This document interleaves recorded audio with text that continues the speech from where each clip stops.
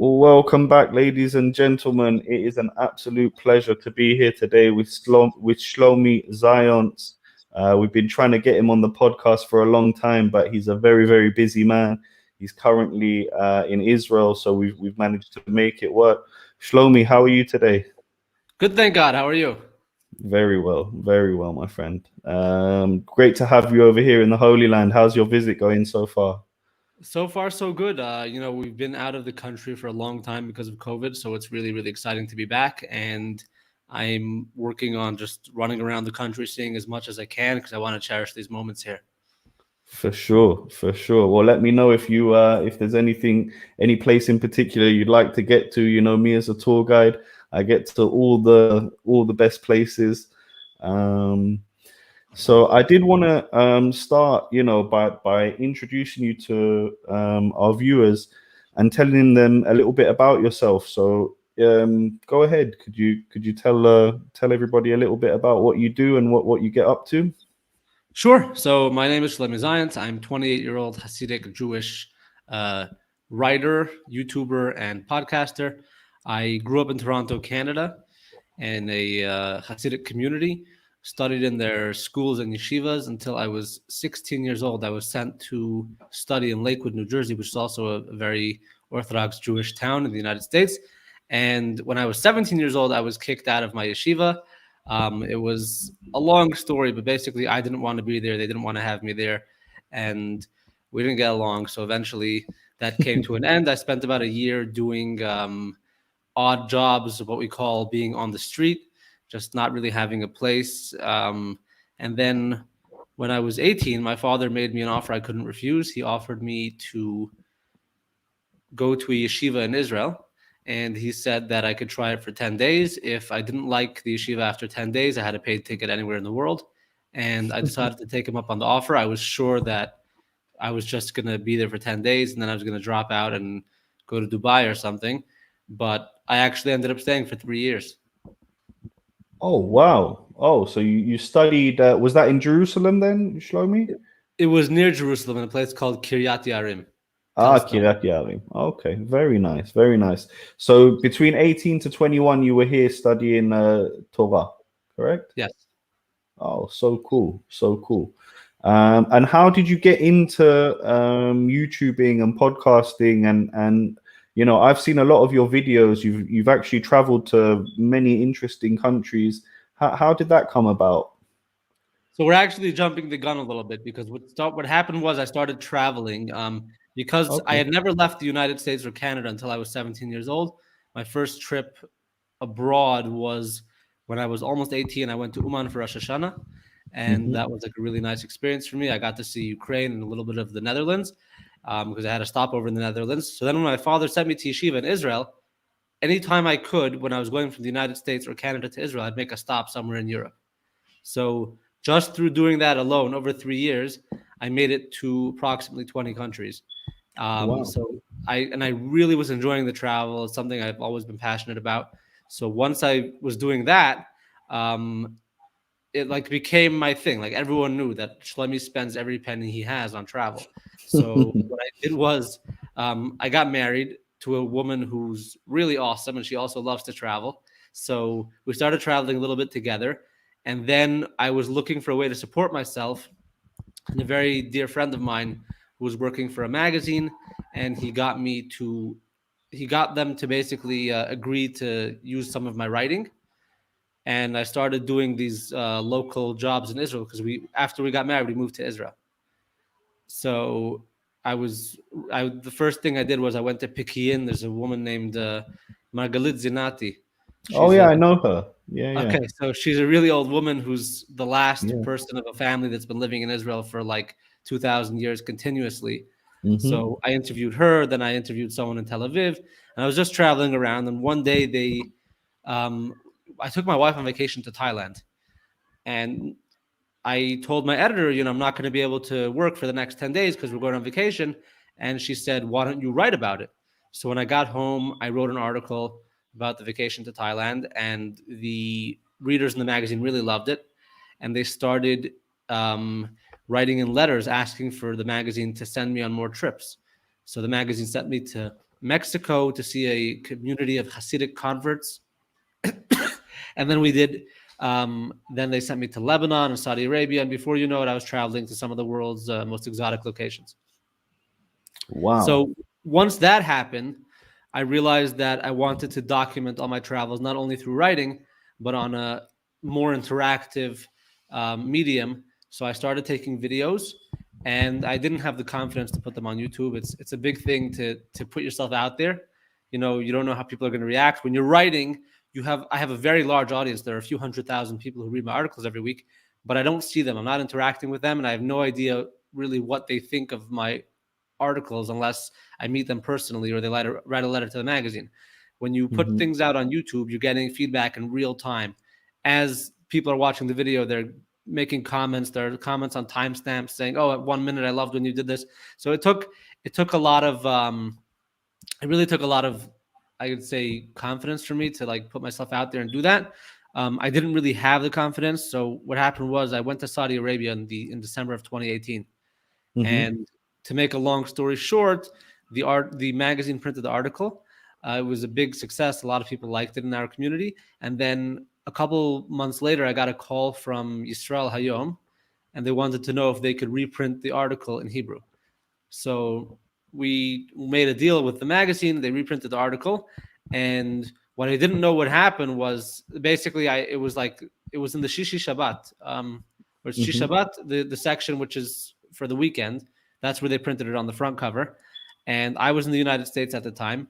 I turned on my phone after Shabbat, and there was like hundreds of messages, death Wow. threats, and people were angry. Apparently, the article got translated to Arabic by a professor in Gaza, Right. who and he translated to Arabic. But when he did that, he sort of added in a bunch of information that never happened. So he said that I Mm. went to Mecca, and and that I'm an Israeli citizen, which was a big problem because I'm not an Israeli citizen. So they said that Israeli citizen had snuck into Saudi Arabia, and before you know that, like, it was on CNN, BBC, it was everywhere, and all these Mm. lies were being said about me, and I didn't know what to do.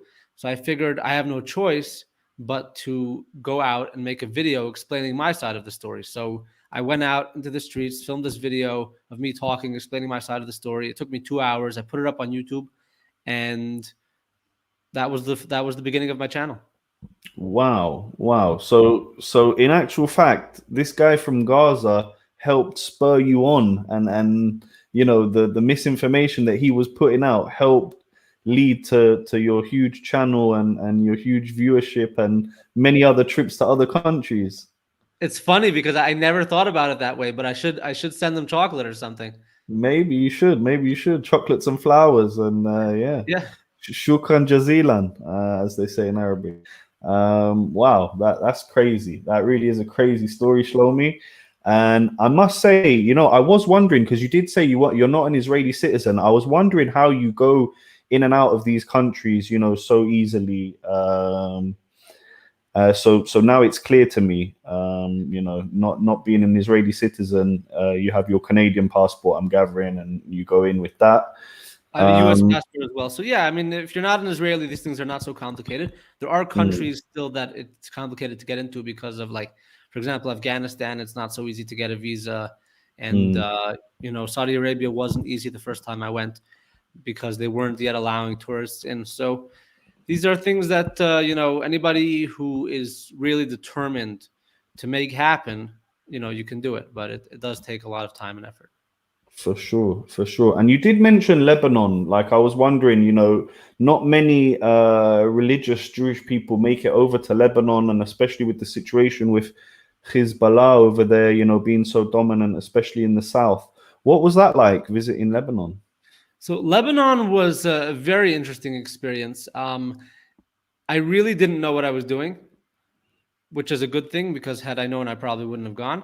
Mm, But thank God, like, I don't know, God was watching over me, and I managed to stay out of trouble. mm, The idea for that trip was that I had recently learned that there was a Jewish community in Lebanon. I didn't know that existed, but there is one. They're very small. They keep a low profile, but they do exist. So I wanted to go see them and talk to them. They were not interested in seeing me or talking to me mm, because they, not that they have any hate towards their Jewish brothers and sisters, but the fact is that they live in a country where interacting with other Jewish people or people who live and or work or study in Israel could be very, very complicated for them. For sure. So I did meet with one person from the Jewish community there, but I can't really say anything more than that. I did visit a lot of synagogues and cemeteries and Jewish sites in Lebanon, which was fascinating to me.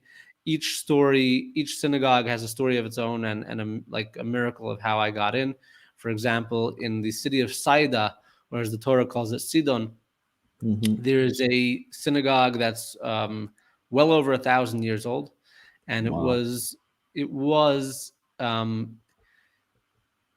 what's the word for it? It was abandoned in Mm, the Lebanese Civil War, mm. I believe.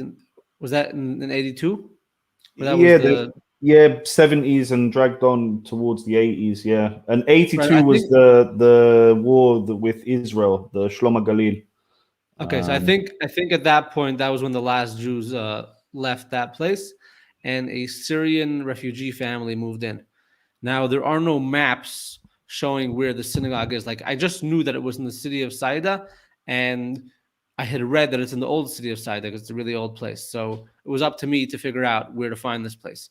I managed to find the map that was 100 or 200 years old, which more or less showed the location of the synagogue. And I had to mhm, overlay it on top of Google Maps and try to make my own calculation of where that would be based on where the beach was. It was difficult. I spent many hours on it, but I made my analysis of where it might be. I took my taxi driver, asked him to drive me to Saida, went into the old city. Within a couple of minutes, I managed to find the street that it was on, but I couldn't find the actual synagogue. So I asked a local person, "Where's Harat al Yahud?" mhm, And he showed me to this door. I didn't think anyone would be inside. I knocked on the door, and a teenage girl in like basically fully covered, except for her face showing, opened the door, and I started speaking to her in English. I said, "Hi, I'm Shloime, and I'm here from the United States, and I'd like to come in and see the synagogue." And she slammed the door in my face. So I did what any normal person would do, and I knocked again. And I once again I asked her if I could come inside. The door gets slammed in my face, but I was determined I had to get in there. So I figured, you know what? Money talks to everyone. I'm just going to give her some money and she'll let me in. So I knock again. And this time when she opens, I'm holding money in my hand. She looks at me, she looks at the money, and she just walks away. She walks back into the house, but she leaves the door open. So I mm. figured that was my invitation to come inside. So I walked in, and there were like 3 or 4 women sitting on the floor smoking nargila, and there were a bunch of babies like drinking bottles. Everyone was chilling there, and I was in the synagogue of Saida. There's still a lot of Jewish like remnants there. So, for example, there's a skylight in the center of the room, and under the window in the skylight, there's like a metal what would I call it, a grill? There's like bars on Mm, the window, but they're in the mm. shape of a Magen David, of the Star of David. So, Oh and that wow. has not changed. There were some, I believe there were some Hebrew letters near the ceiling where the Aron Kodesh, where the ark for the Torah was, Hmm. and the place where the ark was is now beer. There's a huge TV in that niche in the wall, and Hassan Nasrallah is giving an address live on TV, and it was just the craziest thing. Like I went into a corner and prayed a little bit, and Hmm. Nasrallah is giving his speech. These women are smoking hookah. The babies are drinking the bottles. It was a beautiful moment. Wow, wow. That does sound like such a unique experience, to be honest with you, Shlomi. And I don't think many people have. I think the slang for it is cojones, to do what you were doing and to be in Lebanon. And of course, we peace upon our Lebanese brothers, but unfortunately, Israel has been in two. Spouts of fighting, not with the Lebanese people, but with terrorist organizations within Lebanon. With the most recent, of course, being in 2006, with the kidnap of the soldiers and the Lebanese war, the second Lebanese war. So, really going over there, you're obviously you know, you look like an Orthodox Jew. You are an Orthodox Jew. So, you know, I'm just wondering, what was the main kind of vibe on the street that you got there? Did you get people asking you questions like, what are you doing here? Or did you feel threatened at all? Or was it a welcoming vibe? So the honest truth is that I tried not to interact with anybody. I was just minding my Mm, own business. Obviously, mm, maybe it's not obvious, but I couldn't walk around dressed like this. mm, So I don't like to call it disguised, but I wasn't advertising the fact that I was a Hasidic Jew. So I was wearing my payas were not on display. I was I wearing see. a hat instead of a kippah. My Hmm. tzitzit were tucked into my pants. So I honestly wish that I would be able to walk the streets of Beirut, looking like a Hasidic Jew, and I hope and pray that one day that will be the case. But at the moment, if I did that, that would literally be suicide. So I would not be able to do that. So I I was just like a regular American tourist minding my own business. Didn't really talk to anyone if I didn't have to. And again, it hurts me that I have to do this, but I hope and pray that one day that won't be the case. For sure, definitely. Yeah, so you did take precautions while you were there to keep yourself safe, and I think that's very, very, you know, advisable. I am what you know wondering about some of the other countries you were. Were there countries that you did, you know, go full out and you had no problem showing yourself fully and not, you know, being, you know, worried about the locals? Yeah, so most notably, I would say that's what I did in the United Arab Emirates before Mm-hmm. the peace deal. Mm-hmm.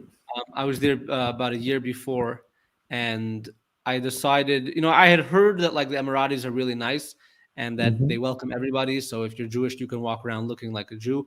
I wasn't sure if that was the case, so I figured I was going to test it just from the airport till my hotel.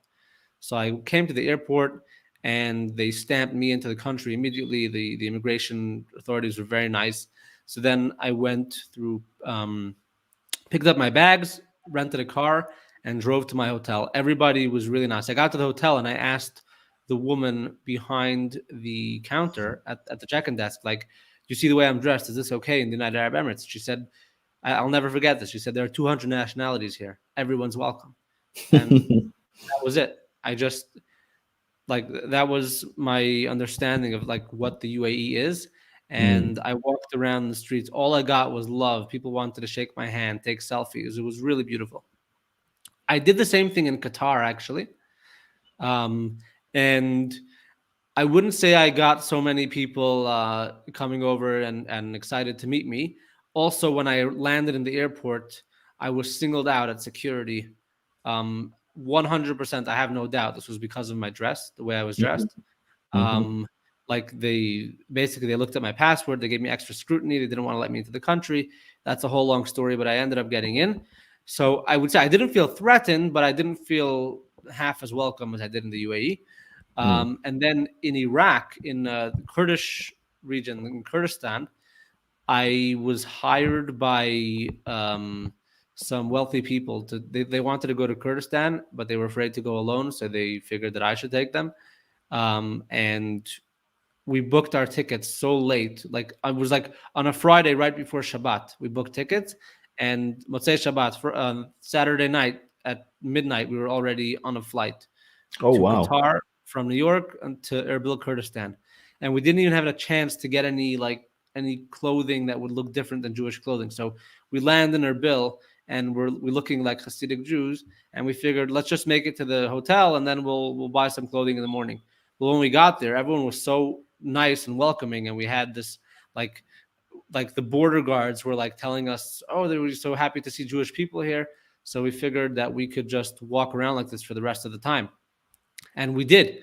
And people were so supportive and so welcoming. It was really beautiful. And turns out on that trip, we ended up meeting um, former members of ISIS, Oh and wow. we were dressed literally like Hasidic Jews, and they had no idea. Like these people were so uneducated, they didn't even know what we were. They kept asking us like why our hair was curly. It was very interesting. And how did you know that they were former ISIS members? So we met them in a uh, displaced person camp Ah, okay. for people who had been in Mosul and other places. Mm-hmm. And there's a couple tents at the end of the camp where there are young men who were former members of ISIS. These people were recruited to join the terror group at the age of like 12 or 13. So like Terrible. it's really like I was very conflicted for a long time because I wasn't sure if I could really judge these people for having been part of the group. Like if imagine you're home minding your own business and people with guns come in and say, we're going to kill your mother if you don't join the group. Like I'm still very conflicted about it because at the end of the day, these are people who have been part of a terrible group. They've probably done many terrible things, but was this what they wanted to do? I don't know. Mm. Were they coerced into joining? Were they coerced into committing certain crimes? And were they at such a young, vulnerable age where the options are zero to none? Yeah, that's my understanding of what happened. Yeah. Mm, mm. And my understanding from Kurdistan is that it's a very welcoming place, not just for Jewish tourists, but also in general. It's a tourist hotspot, and it's one of the most beautiful places in Iraq. Where did you manage to get to apart from Erbil? So we went to Erbil, we went to Dohuk, we went to this place called Hassan Sham, which is where the refugee camp was. I'm trying to think. It was relatively short. We were there for three. We were supposed to be there for 3 days. We ended up getting stuck because there was this crazy fog that came down on Erbil, Mm, and we literally like all flights were canceled for like 24 mm, hours, and we were supposed to leave on Wednesday night. We ended up having to stay till Thursday night, and we thought we might get stuck there for Shabbat. So then there was like one of the members of my group was trying to rent a private jet to take us to Dubai for Shabbat, but the flight they wanted like $50,000 for a 3 hour flight, which was insane. So he didn't want to do that. And then we were considering driving to Turkey, to Istanbul, which is a long, bumpy ride through the mountains. In the end, we managed to get on a flight to Dubai, a commercial flight, late Thursday night, and we got out of there for Shabbat. So that was nice.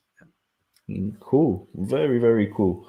Now you did mention as well. You managed to make it to Afghanistan. I'm gathering that that was before the whole pullout and that whole mess.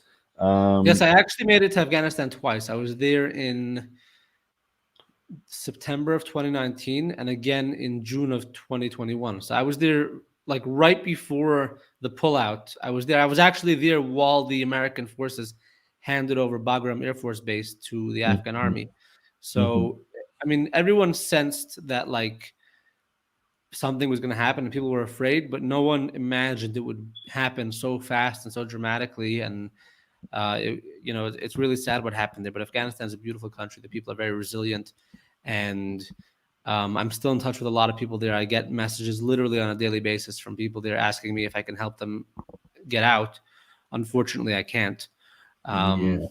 That's just really sad to see when people are put into a situation by people they did not elect, and they're forced to stay in the situation. And because of the nature of and the history of that country, most other countries in the world are not willing to accept refugees from there, or if they are in very small amounts. It's a very complicated situation. Yeah, it's a very complicated situation, and my heart does go out to the Afghani people currently under that Taliban rule.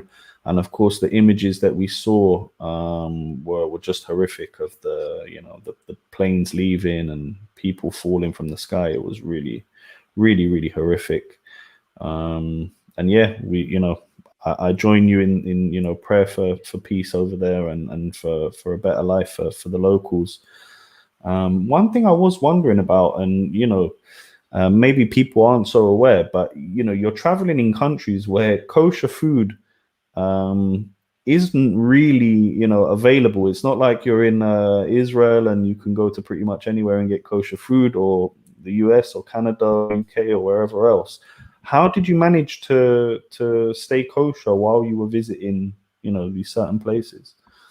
So there are a few answers to that question. The first answer is that I usually come well prepared. So I usually most of Okay. my suitcase is made up of food.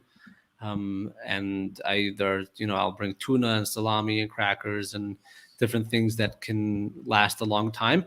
Additionally, I've made this habit and like hobby of looking for food in places where you wouldn't think you can find it. So if you go onto YouTube, like I have a whole, it's like a 15-minute video of me shopping for kosher food in Saudi Arabia, and like people really love it because I'm proving that even if you're anywhere in the world, almost anywhere, you can go to an international supermarket and find dozens, if not hundreds, of kosher products. I did the same thing in Afghanistan.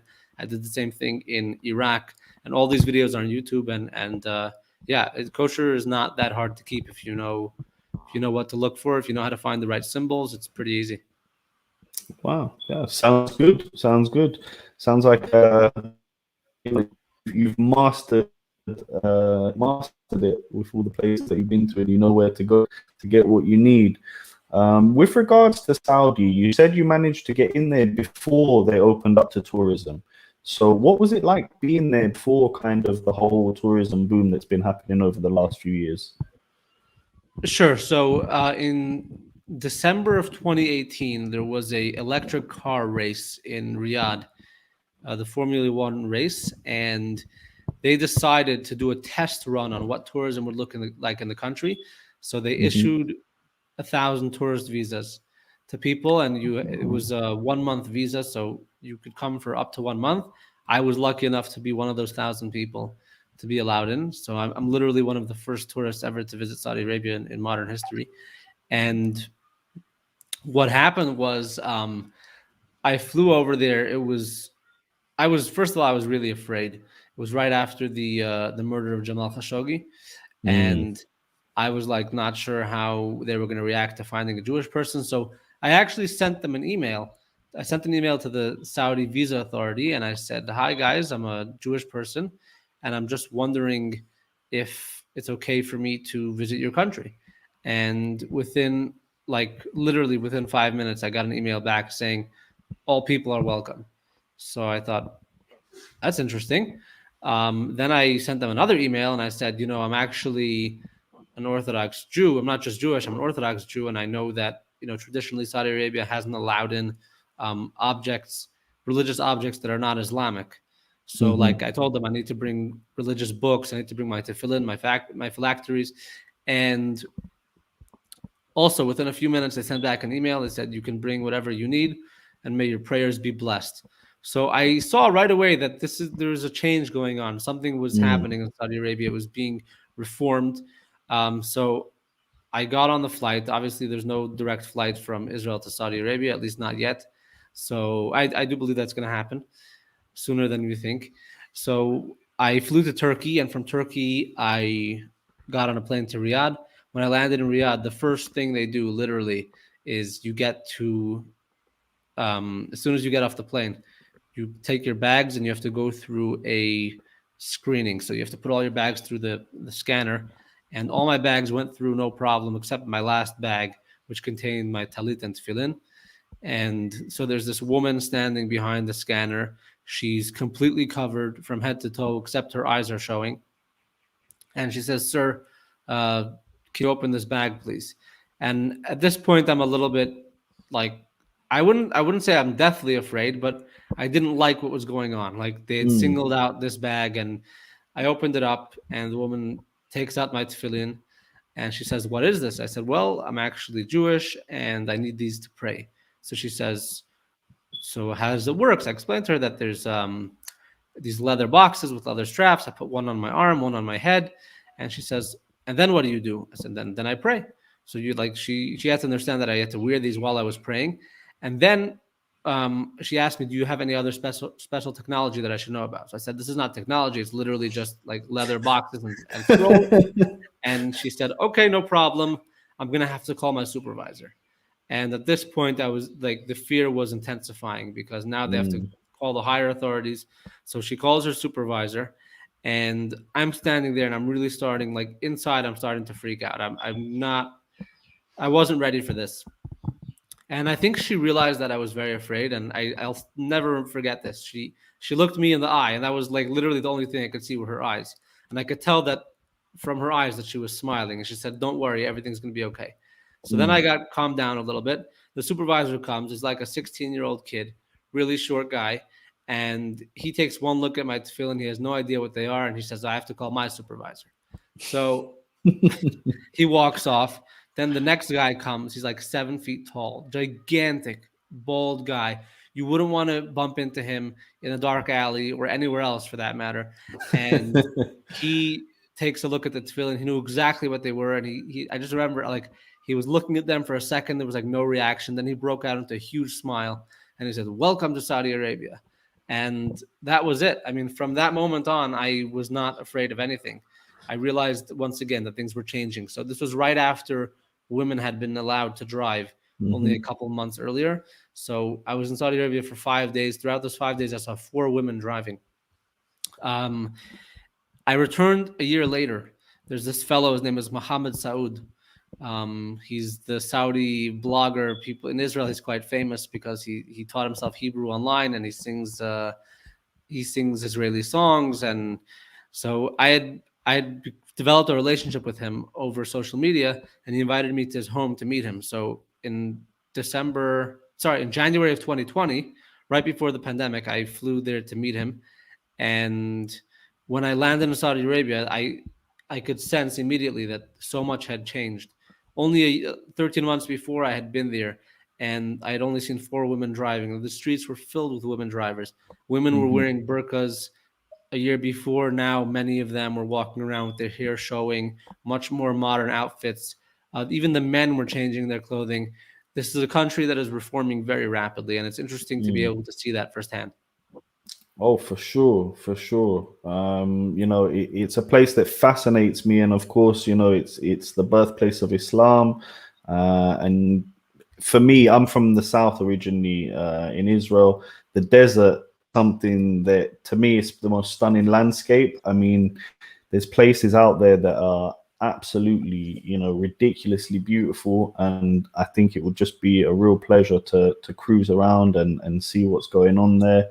And it's great to know that you had such a good experience over there. I mean, I can understand, at the start when you were going in and the tefillin and she thought it was some kind of technology, um, but at the end of the day, people are people, and we're very curious creatures. So I'm sure it was more curiosity. Um, that spurred her on, and got the supervisor and the other supervisor to come along. I was wondering, are there any other countries in the region that you haven't been to that you would like to go to? Oh, like every country. My goal is to visit every Arab and or Muslim country, and once I get that done, I'd like to try to visit every country in the world. I still have a way to go, but maybe God will be will be so kind to me and allow that to happen. So definitely, I have not been to Oman yet. I have Hmm. not been to Yemen. I have not been to Kuwait. I have not been to Iran. Um, Syria, I'm missing at the moment. I have not been to Pakistan. I've still got a whole bunch that I need to get to, but hopefully it's going to happen, and each one at the right time in the right circumstances. For sure, for sure. I really hope that what that does, come to fruition for you. It sounds like, um, you're really, really into your travel, and I really, really respect that. I was kind of wondering how, your wife must be a very, very understanding lady, because, to let you go off and travel in these kind of places and go off. How do you manage to make that work? And she must be a very, very special lady, Shlomi. So first of all, she absolutely 1000% is a very special lady. To be honest, I don't feel like I can speak for her as to why she lets me go. If I was her, I certainly would not let me do what I do. And I think she deserves a lot of credit, not For only sure. because she's given me the space and the freedom to do this, but also the fact that at this point, this traveling, which started off as a hobby, just because I was a curious guy in search of thrill, it's turned into a movement. I have hundreds of other Orthodox Jews who are now traveling to Arab countries, and they're all contacting me for advice, and they want to know what to do and how to go about it. and I'm traveling all over the world in the United States. I'm giving lectures about my journeys and how we can, travel to other places, get to know other people who are different than us. And once we understand that the world is full of people who are good, who want to do good, who want to live good, happy, healthy lives with their families and friends, we can see the world in a much better light. It opens up bridges of communication, channels of understanding. And, we've built this huge YouTube community of almost 40,000 people who believe in what I'm doing. Wow. So all Wow. this is my wife's credit, because if she hadn't given me the space and the freedom to do this, this wouldn't be happening and we wouldn't have impacted millions of people. Incredible. So we actually have two sets of chocolate and flowers to be sent. One to the guy in Gaza, and you need to send your wife some chocolates and flowers as well for So all her. she does get a lot of chocolate. I need to do better with the flowers. No problem. No problem. For sure. One thing I was wondering about as well is, how do you choose the location? Like, is it random, or do you plan each trip out separately? So that's a very good question. I know every trip is different. So I've had trips where I would get an assignment from the magazine to travel somewhere. So like, okay, Mhm. that's, they pick the location. Sometimes I'll come to them and I got inspired by something I saw online or in a book, and I say I want to visit this country. The magazine approves that I go. Then you have places that like private clients will hire me to take them because they're afraid to go alone and they want my company. So a lot of times they'll choose that destination. And the last thing, and this is starting to happen increasingly more often, is that I feel like sometimes a country starts calling me. It's weird, but Mm, like I'll get some inspiration to go to that place, and then all of a sudden the magazine will be interested, and they'll have a private client who's interested, and people from the country will contact me on Instagram and say, "Why don't you come?" And I just started getting these vibrations, these frequencies that are telling me like it's time to visit this country, and usually I jump on those feelings and go. incredible, incredible. And I really do hope, you make your dreams come true, and you do manage to make it not only to more Arab countries and all the Arab countries, but you manage to see all the countries in the world as you want to do. Are you aware of the YouTuber Drew Binsky, who I think recently did manage to make it to all the countries? Sure. So he's actually one of the people who inspired me. I wouldn't say he inspired me so much, because there were other people who were bigger inspirations to me. Like, are you familiar with Nas Daily? Oh yeah, of course. Yeah, yeah. So I remember when his first video went viral. It was a video about Thailand, and I watched it and I thought it was so cool, and I started following him.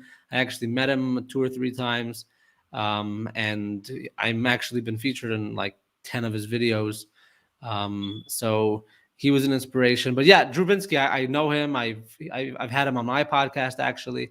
Yeah, he's a great guy, and I'm really proud of what he's done. For sure, for sure. So that's amazing that, again, a Palestinian, Nas Daily, was the person that inspired you as well, and got you, on your way, as we say. Um, One thing I was thinking about as well is, do you ever feel like you're not wanted in any of these places? Is there any time that maybe a certain person or certain people over there have given you an impression like, you shouldn't be here, I don't want you here? So, to be honest, thank God, and I really pray, I hope and pray that it stays this way. I meet really nice people who are always welcoming. I barely have any negative experiences. I will say I was in India a couple of weeks ago, and Hmm. and this is no disrespect to Indian people. It was just I went to this fish market in Mumbai, where if you have to come really in the morning, really early in the morning, and there's these fishing boats coming in, dropping off fish, and there's auctions.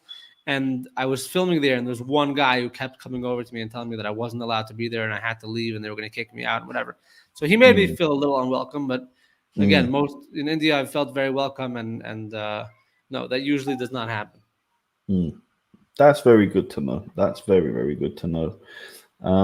Is there any one country, maybe let's take from the Arab world or Islamic world, that you would pick now? Like if I could give you say $10,000, here you go, Shlomi, on you go. You know the flight's ready. Which one would you pick to I go would right now? probably redo Saudi Arabia. I want to cover that country from top to bottom, east to west, south to north. I want to see every inch of it. It's a fascinating country. It's a massive country. There's so many different regions and tribes Hmm. and things going on there. And it's something I'm working on. Like I'm gonna have to do it. The question is just like how to make it work with my family life. I'm not sure if I should bring the whole family along and like, get a place there for a month and maybe I'll do day trips, some days with them, some days without them, or Hmm. should I stay home and fly there a couple, like I can't leave for a month. I can't leave my family for a month straight. So maybe I would do like a couple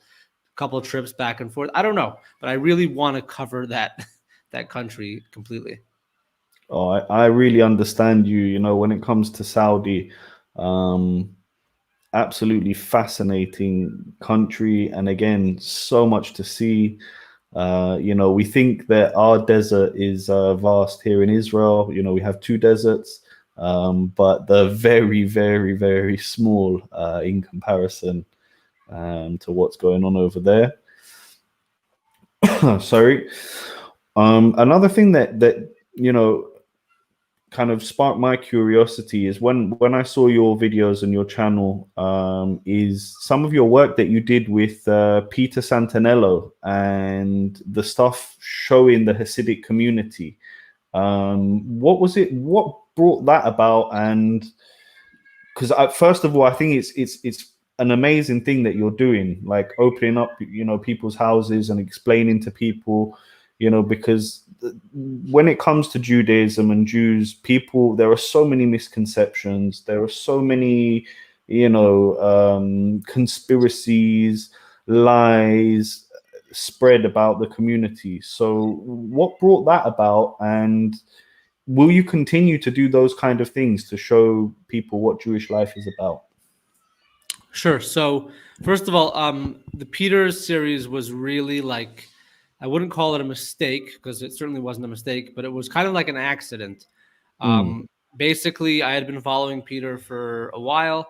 It's interesting because the Saudi Arabia video that I told you about. Remember, I did this video explaining why I went to Saudi Arabia, explaining my side of the story, my first YouTube video. Yeah. So what happened was the video like had done for a new YouTuber, I was like impressed because it got, I think, about 2,000 views. And I was happy with that. Okay. And then a couple months passed. And one day I see that the video got 6,000 views in a day. And I was thinking, like, what's going on here? So it took me a while to figure it out. I was like digging around on the YouTube analytics page. But basically, what happened was a guy named Peter Santanello had visited Saudi Arabia and he made like a, let's say, I don't know, an 8 or 10 video series on the country. And for some reason, after people finished with his videos, YouTube was recommending my video. So Ah. his video took my video to like 40,000 views or something. And I was like, this is very interesting. So then I started watching his content and he makes really good stuff. So then I followed him on Instagram, and one day I see he puts out a message. He says, "I'm coming to New York City, and I'm looking for story ideas. If you have any ideas, send me a message." So it was a Friday. It was right before Shabbat. I still remember exactly where I was. We were at family friends. I was in their kitchen eating, and I just sent them a direct message. Said, "Hey Peter, if you want to come see the Hasidic community, let me know." About an hour later, sends me a message. I was not expecting for him to read my message or to answer my message. And he says, absolutely want to do it. We exchanged phone numbers. We set a date, and he was going to come to Brooklyn to film one video with the Hmm. Hasidic community. So he came to Brooklyn. He had a great time. And at the end of the day of filming, he said, Shlomi, I think I have enough content here for 3 videos. So I said, oh, cool. We're going to do 3. He puts out the first one. It gets like 1 million views overnight. And Crazy. then like the next one gets 500,000, the next one gets 500,000.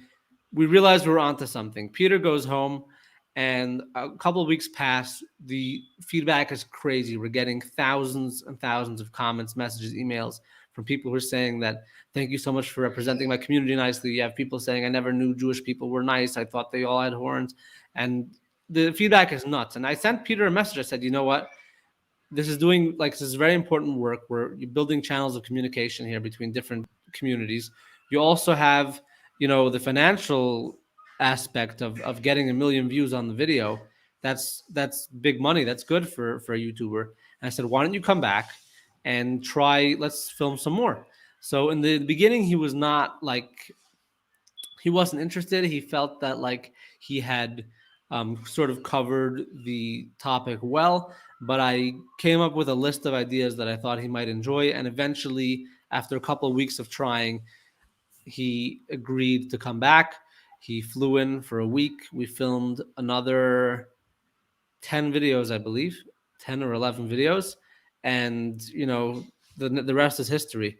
We've put out a total of 15 videos together, and he has gotten the series collectively on YouTube and Facebook has over 35 million views. Wow. Wow. That's ridiculous. That is like Yeah, crazy numbers, and it just shows you people are so curious to find out more and more and more and break down those barriers and break down those kind of misconceptions that they have about Jewish people in general. That's amazing. And I think you're doing fantastic work in that you are breaking down those barriers and you are showing people what Jewish life is about, and explaining to the world. And I think YouTube's a great platform and medium for that. absolutely. Yeah, like the internet, people say it's evil. There's a lot of not such great stuff going on the internet, but we also have to remember that there's a good side to the internet, which is it's the most powerful and greatest invention ever invented.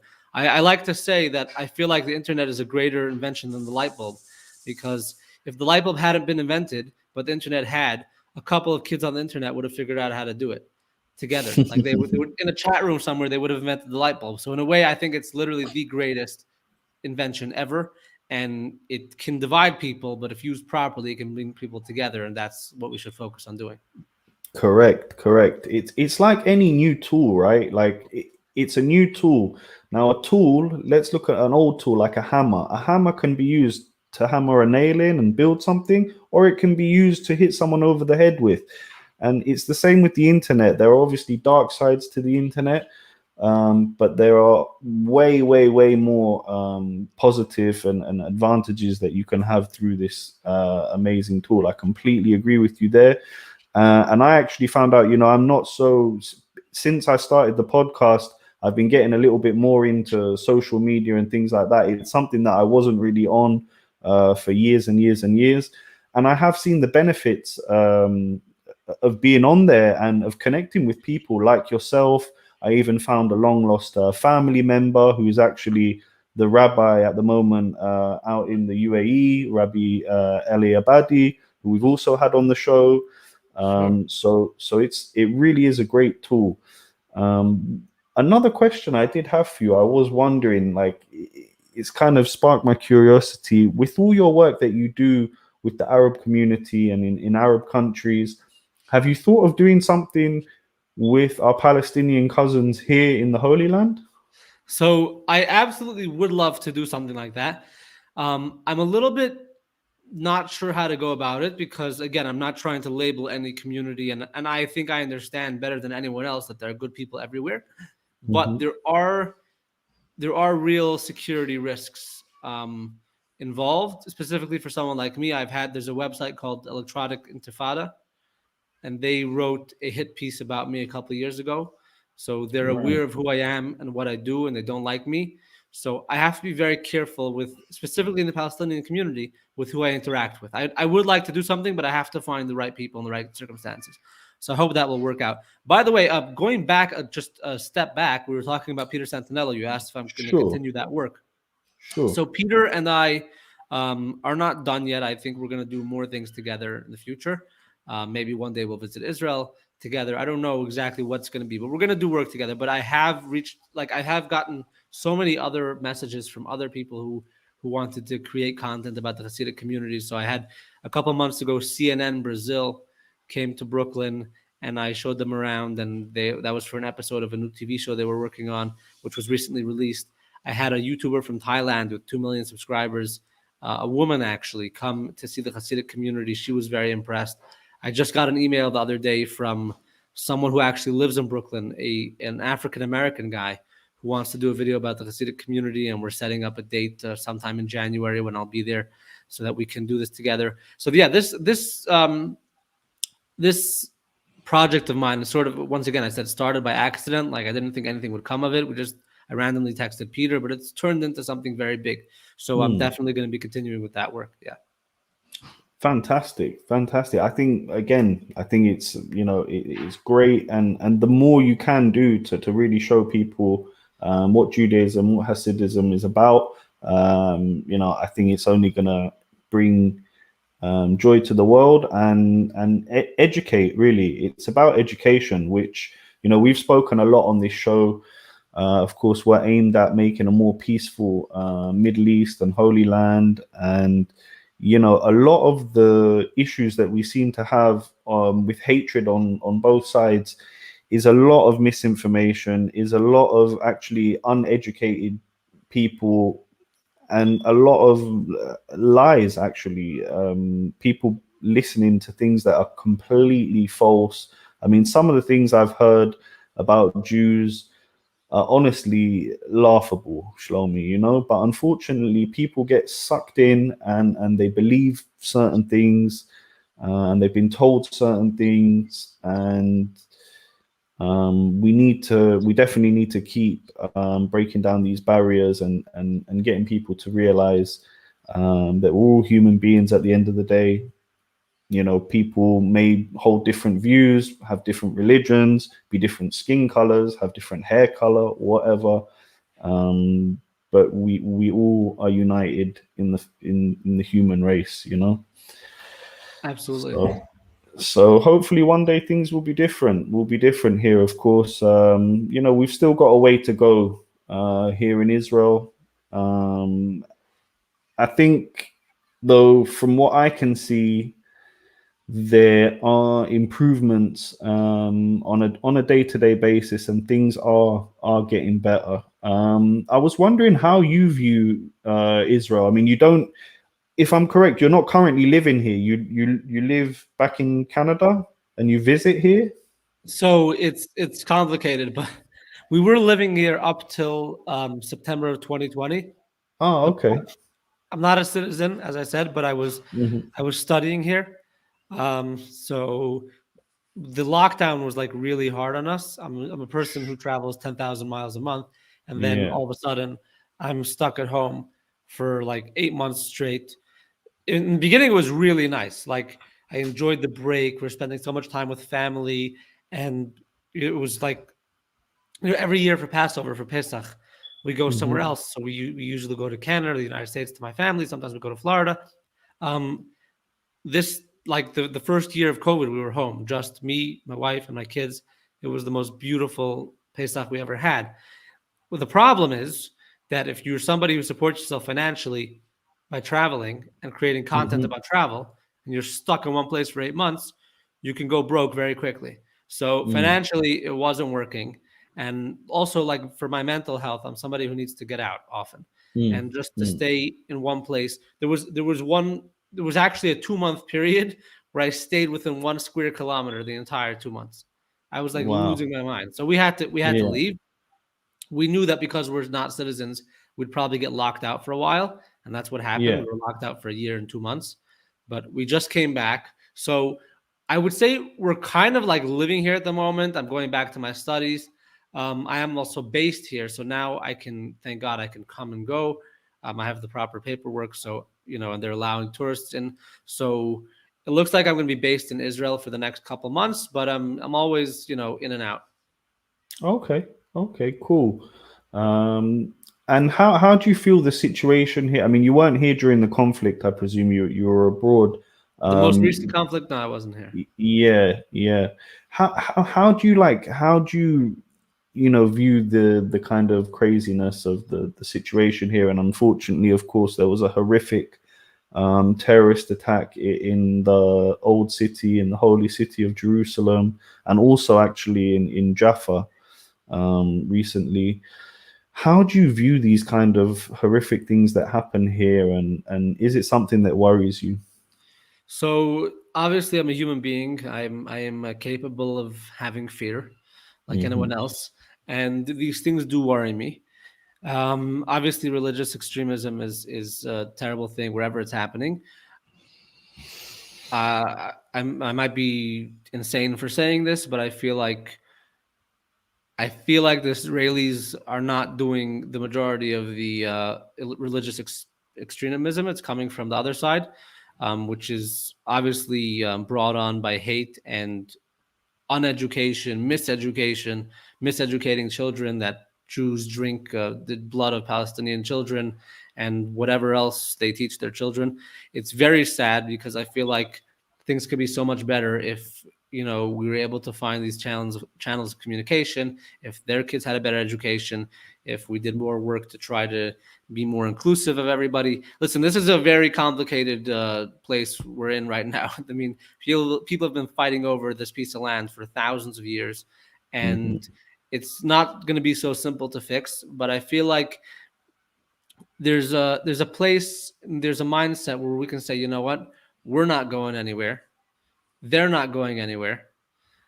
This is the way it's going to be, and we're going to have to find a way to live together because that's just what God wants, and that's the only way that we're all going to be happy.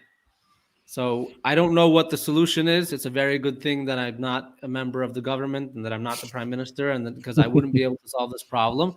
But I know that us eating donuts together and drinking coffee together and just getting to see the humanity in each other is a very important part of it. For sure, for sure. And yeah, I don't envy Naftali Bennett's position at all at the moment, to be honest with you. Um, I would say though that the kind of the extremism, I would agree that on the other side it's very, very strong, but we do also have some elements that are very, very radical even within our community and society here. Even if you want to look back to Yitzhak Rabin being murdered by not a Palestinian but a Jew. And unfortunately, there have been incidents of Jewish terror as well over the last decade, which is very, very sad for me to see when I see that that there was a burning of a Palestinian house while a child was inside. Really, really horrific stuff being committed. One of the things that you said though as well really hit home when you know both peoples realize that we're here to stay. Nobody's going anywhere. The land needs to be looked after, shared for by both peoples.